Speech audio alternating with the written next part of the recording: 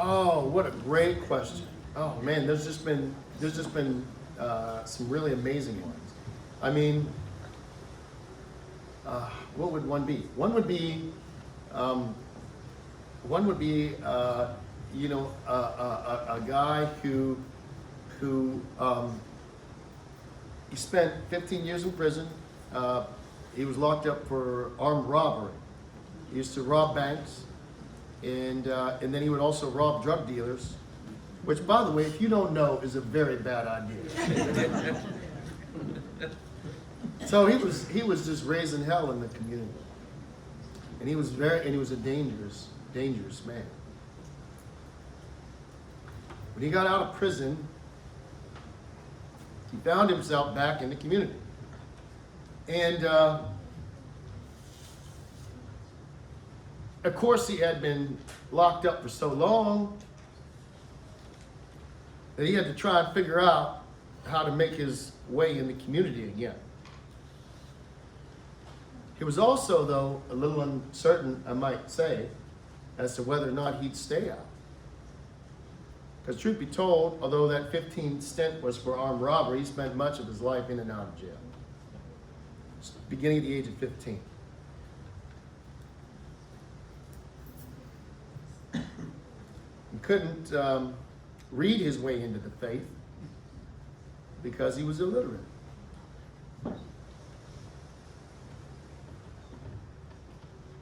And of course, he'd never heard of Orthodoxy.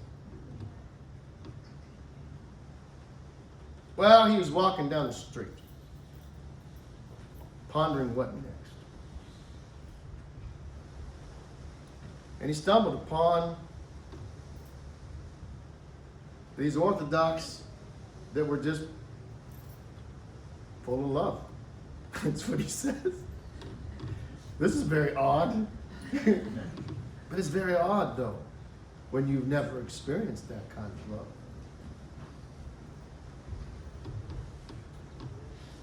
He was so intrigued by it. But at the same time, he was so concerned because at that point, he didn't even have a place to lay his head. He was essentially homeless. But although he had no physical home, there are some people in the church who, without any sort of judgment, made him feel at home when he was with them. And I think that's just it. He had no home in the world. He had no home in the world. But he saw for himself a home in God's kingdom.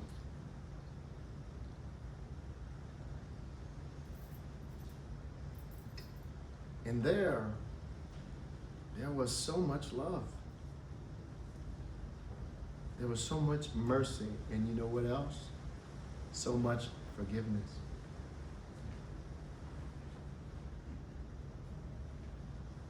Now here I'm thinking, I don't know, they've not seen Orthodox before. I've got to argue about icons and the Theotokos and the incense and we chant funny and all these things.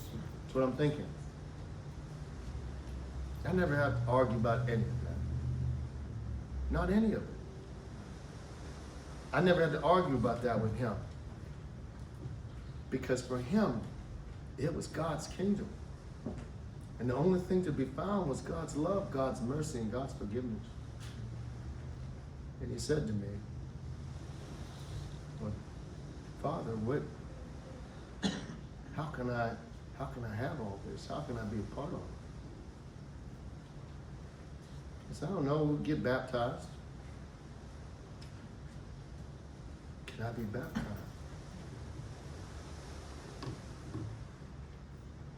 Well, he's been with us ever since. He's been with us ever since. And over that time, God has given us the opportunity to love on each other over and over and over again. It's so funny, there was a really funny story of Father Moses Berry with Father Alexei also. Those of you who know him, he's a founder of Reconciliation Services in Kansas City. Now he's a monk. He's a monk in Mesquite, Missouri. after his beloved wife, Michaela, passed away. And so Father Moses came to visit him. And it was kind of like what we had going in those days, the storefront and all that. And there was a guy who just seemed so like he had such devout love of God. And Father Moses went up to this guy and he said, I got to ask you something. You Orthodox? And this guy goes, no, I could never be Orthodox. He said, why? He said, there's too much to know. There's too much to know. So he said, well, let me ask you. Do you believe that Jesus Christ is the Son of God? He said, yes. He said, do you believe that God is Father, Son, and Holy Spirit? He said, yes, Father, I do. He said, do you believe that he established his church by the Holy Spirit? Yes, Father. Do you believe in the virgin birth? He said, yes, absolutely I do. So he goes through these questions, the basics. And then he goes back to Father Alexei, and he says to him, what are you teaching these people? This guy believes he can't be Orthodox. Everything I asked him, he gave all the right answers. You're trying to complicate things? What is wrong with you? Because the faith is simple. And their faith is simple. So that's only one. There are many others. We'd be here for hours more if I was going to tell the conversion stories. But you come to Pittsburgh, you'll meet some. You guys have met some. Some who were on the journey and who made it into the faith and all of that sort of thing. So you're always welcome. I have a colleague who is the director of the ballet, the Pittsburgh Ballet Theater, and so he very recently he said I'd like to invite you and your family to come and see the show on me. I said, geez, that's awfully nice. So I'm thinking about, I went to the ballet, it was very nice, but I'm thinking about, well, geez, I don't know. He could come by us and kind of see a show too. It'd just be a little different, a little different. The performance would be a little different, You're always welcome. You're always welcome.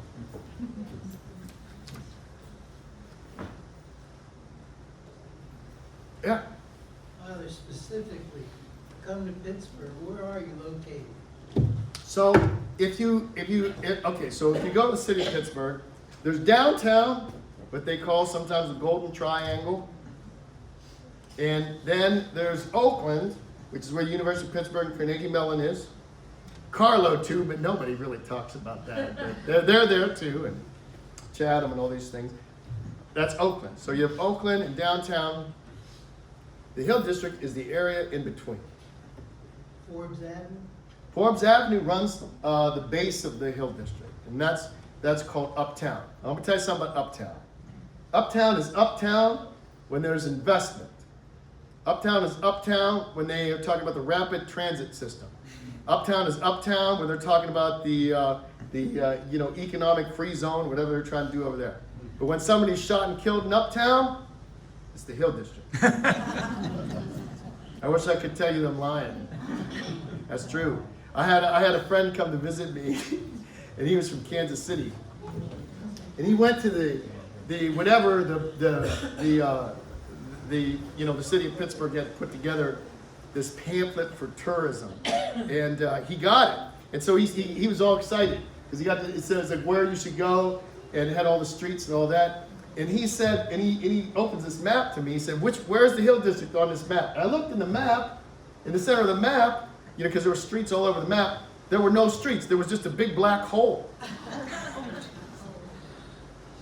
I pointed to the black hole and said, that's the Hill District. They just left it off the map.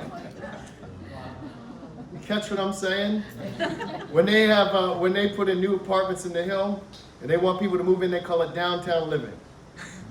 But when the FBI or the ATF does a raid in the Hill, they say it's the Hill. Yeah, and I got to tell you, we used to have 2 Orthodox churches there. We used to have 2 because the Hill District was a very diverse neighborhood. And actually, the Orthodox in Western Pennsylvania really started in the Hill District because it was a place of immigrants. So who did we have in the Hill? We had, yes, it was always a center of African American culture, always. But there were Greeks, there were Syrians, there were Russians. We actually had 2 Orthodox churches in the Hill District. There was one urban planner from Carnegie Mellon who was of the professional opinion that before 1958, the Hill District was the most integrated neighborhood in the United States, which after 1958, because of urban renewal, when 8,000 people were removed from the neighborhood and 400 businesses were destroyed to put in what eventually became the civic arena, which is now no longer there, they destroyed that neighborhood. Some people in their cynicism say that the neighborhood was destroyed because in 1958, the height of the civil rights movement, when Dr. King was talking about integration, the Hill District sent the wrong message. Because at the Hill, integration you could see was possible. People were like, we gotta get rid of this.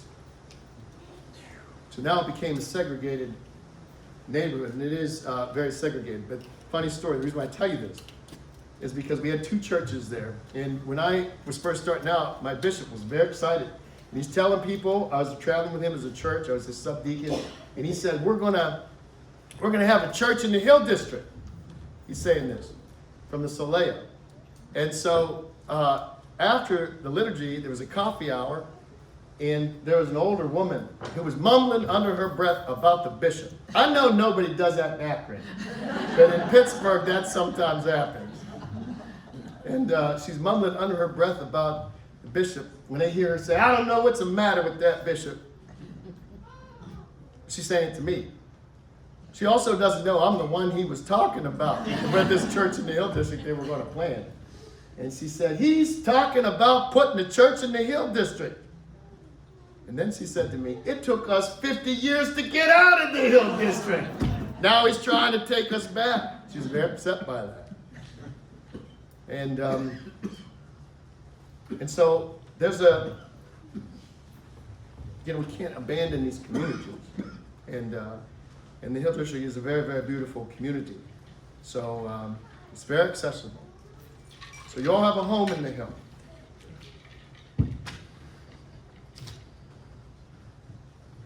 Maybe